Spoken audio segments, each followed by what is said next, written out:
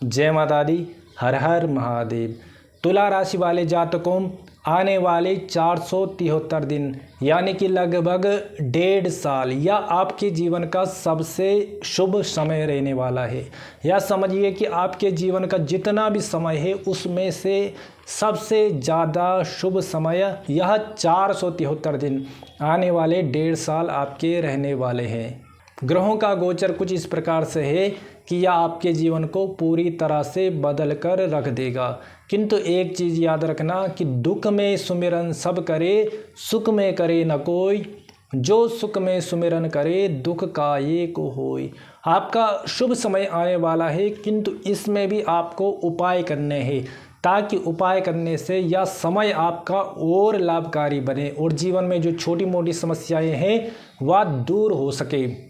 तो जितने भी तुला राशि के जातक हैं, महिला पुरुष, हमारे भाई, हमारी बहनें, माताएं एवं जो भी हमारे तुला राशि के जातक हैं, स्टूडेंट्स हैं, जो अपने करियर के लिए, अपने परिवार के लिए, अपने जॉब के लिए, अपने बिजनेस के लिए तथा अपने वैवाहिक जीवन के लिए, विवाह के लिए, अपने जीवन के समस्त चीज़ के बारे में, समस्त विषयों के बारे में जो जानना चाहता है उसके लिए यह वीडियो बहुत ही लाभकारी होने वाली है।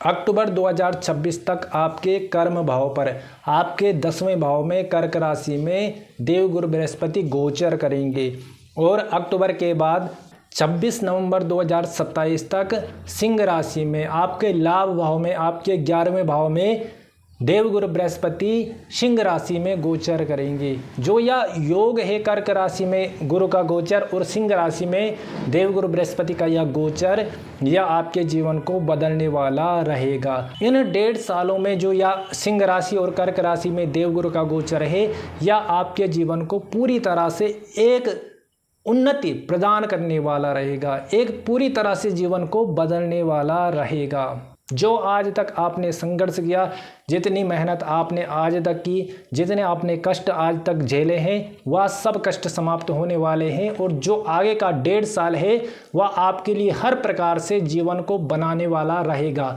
उन्नति करने वाला रहेगा, मान सम्मान प्राप्त कराने वाला रहेगा।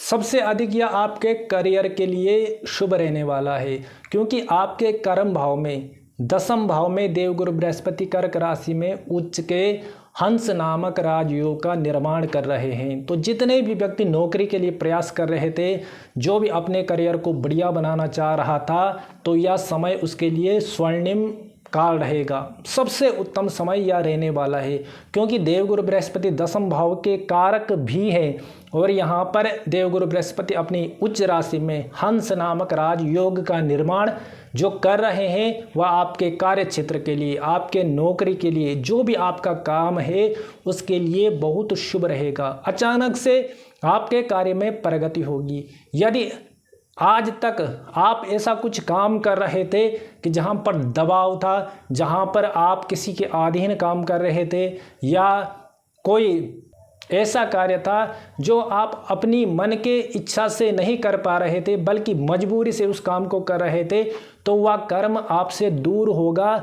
और आपका जीवन उस कार्य के लिए आगे बढ़ेगा जहां आपकी स्वतंत्रता हो, जो आपके लिए लाभकारी रहेगा, जो आप अपने मन के अनुसार कर सकें, ऐसा कुछ योग बनेगा और आप उस काम से जुड़ पाएंगे।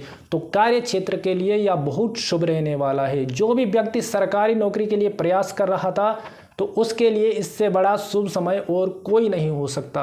जितने भी व्यक्ति सरकारी नौकरी के लिए प्रयत्न कर रहे थे, उनके सरकारी नौकरी लगने के बहुत बड़े प्रबल योग हैं। कर्म भाव से देवगुरु की दृष्टि आपके 2य भाव पर, आपके कुटुंब के भाव पर, आपके धन के भाव पर, आपकी वाणी के भाव पर, आपके खान पान के भाव पर पड़ेगी, जहां पर यह आपको धन के लाभ प्राप्त कराएंगे। क्योंकि गुरु की दृष्टि में बार बार कहता हूँ कि अमृत के समान होती है। उतना उस घर पर प्रभाव नहीं पड़ता जहाँ गुरु बैठे होते हैं, बल्कि जहाँ उनकी दृष्टि पड़ती है उससे ज़्यादा प्रभाव उस घर पर पड़ता है। तो 2य भाव धन का होता है, तो परिवार का होता है। आपकी धन में वृद्धि होगी, आपके परिवार में सुख समृद्धि होगी और परिवार की जो भी समस्याएं थी, चिंताएं थी, वह दूर होंगी। और जो गुरु की दूसरी दृष्टि है वह आपके छठे भाव पर, जहाँ पर मीन राशि में शनिदेव विराजमान है, वहाँ पर पड़ रही है।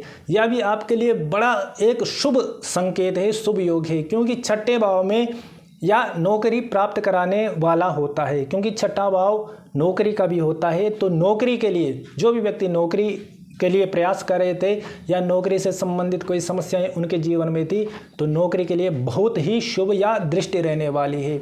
छठा भाव वाद विवाद का होता है, तो जो भी यदि किसी का कोई वाद विवाद था, कहीं पर किसी से कोई कोर्ट कचहरी से संबंधित कोई मामला था, तो वहाँ पर आपको विजय की प्राप्ति होगी। शत्रु बाधा को या दूर करेगा। यदि कोई शत्रु आपको परेशान कर रहा था तो वह शत्रु बाधा दूर होगी, शत्रु पराजय होंगे। अक्टूबर 2026 से और नवंबर 2027 तक गुरु आपके लाभ भाव में सिंह राशि में रहेंगे, वहाँ पर गोचर करेंगे। तो लाभ के जितने भी साधन हैं वह आपके बनेंगे।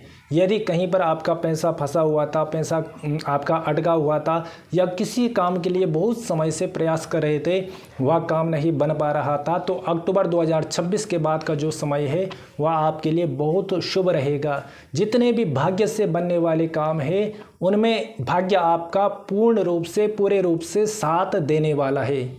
तो जितने भी आपके लाभ के संसाधन हैं वह आपके अक्टूबर 2026 के बाद बनने वाले हैं।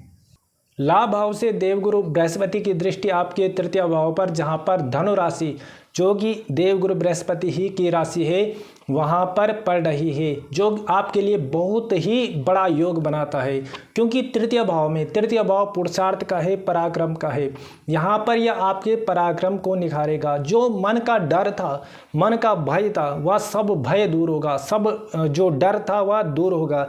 जो मन की चिंताएं थी, व्यर्थ की जो चिंता होती है वह दूर होती है। मन में एक आत्मविश्वास जागता है, मन में एक निडरता, निर्भयता वह जागृत होती है, क्योंकि गुरु ज्ञान है और ज्ञान के बिना पुरुषार्थ नहीं होता। पुरुषार्थ का अर्थ होता है कि आप अपने पराक्रम को दिखाना, अपने पराक्रम को प्रकट करना। जैसे अर्जुन धनुर्धारी थे, वह उनका पराक्रम था, वह उनमें उस चीज़ में निपुण थे। जैसे भीम जो है वह गदाधारी थे, गदा युद्ध करते थे, तो वह उनमें गदा युद्ध में निपुण थे, वह उनका पराक्रम था। वैसे ही आपके भीतर की जो क्षमता है वह बाहर आएगी। जो आज तक आप अपने भीतर बहुत से आपके अंदर गुण थे, क्वालिटी थी, योग्यता थी, क्षमता थी, किंतु बहुत सारी समस्याओं की वजह से, बहुत सारे कारणों की वजह से आप उसको प्रकट नहीं कर पाते थे, तो यह समय अक्टूबर 2026 के बाद का जो समय है यह आपके पराक्रम को दिखाने वाला रहेगा, आपकी शक्ति को प्रकट कराने वाला यह रहेगा। और आप भी अपने समाज में, अपने परिवार में, अपने जहाँ कार्य क्षेत्र है वहाँ पर आप अपने योग्यता के अनुसार, अपने क्षमता के अनुसार अपना नाम बनाएंगे। वहाँ पर आपको पद प्रतिष्ठा की प्राप्ति होगी, मान सम्मान की प्राप्ति होगी। तो हर प्रकार से यह जो समय है आपके लिए शुभ रहेगा। दूसरी दृष्टि देवगुरु की लाभ भाव से आपके सप्तम भाव पर आ रही है, जो कि आपका बिजनेस का भाव है, आपके वैवाहिक जीवन का भाव है, आपके विवाह को दर्शाता है। तो वैवाहिक जीवन से जुड़ी जितनी भी समस्याएं थी वह दूर होने वाली है। यदि आपके विवाह में किसी प्रकार की समस्याएं आ रही थी या आपके वैवाहिक जीवन में किसी न किसी प्रकार की समस्याएं थी, बाधाएं थी, अशांति थी, वह इस समय दूर होगी। क्योंकि मैं कह रहा हूं कि देवगुरु ज्ञान के कारक हैं, सुख संपत्ति के कारक हैं। देखो, कला क्लेश कब होती है, अशांति मन में कब आती है, जब हमारे भीतर का ज्ञान छुप जाता है, जब समझदारी छुप जाती है, तब अशांति उत्पन्न होती है। किंतु गुरु ज्ञान के कारक हैं। आपके मन में इतना ज्ञान उजागर होगा, आपके चारों ओर का वातावरण ऐसा बनेगा कि किसी भी प्रकार का जो कला कलेश है वह उसमें प्रवेश नहीं कर पाएगा। तो हर प्रकार से यह वैवाहिक जीवन में शांति दिलाने वाले रहेगा।